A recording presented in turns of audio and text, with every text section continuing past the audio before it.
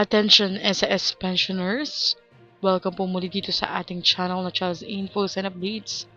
Alam niyo po ba na target ng Social Security System or SSS na mapalago ang reserve funds nito hanggang 2 trillion pesos bago matapos ang administrasyon ni Pangulong Ferdinand Marcos Jr.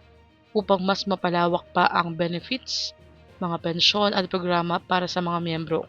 Ayon kay SAS President and CEO Robert Joseph Declaro, bagamat ambisyoso ang target na ito, nakikita nilang maaabot ito sa loob ng 3 hanggang 4 na taon. Noong 2025, lumampas na nga sa 1 trillion pesos ang reserve funds at kasalukuyang nasa 1.065 trillion na. Tumaas din ng 58.4% ang net income ng SSS sa 142.97 billion pesos noong nakaraang taon, dahilan upang maituring itong pinakakumikitang government-owned and controlled corporation. Dahil sa matatag na pananalapi, tiniyak ng SSS ang pagpapatuloy ng multi-year pension increase na tatakbo hanggang 2027. Sa kabuuan, magkakaroon ng 33% na dagdag sa retirement at disability pensioners hanggang 16% naman para sa death at survivor pensioners.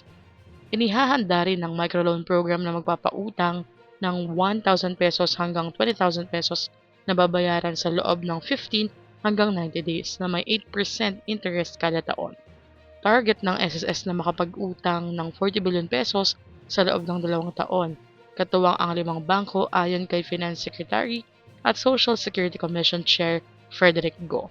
Sa kabila nito, nilinaw ng SSS na walang planong magtaas ng contribution rate hanggang 2027. Umaasa rin ang ahensya na lalago pa nang hindi bababa sa 8% ang kita ngayong taon at maaabot ang 100 bilyong earnings habang pinalalakas ang investment returns upang mapanatili ang katatagan ng pondo.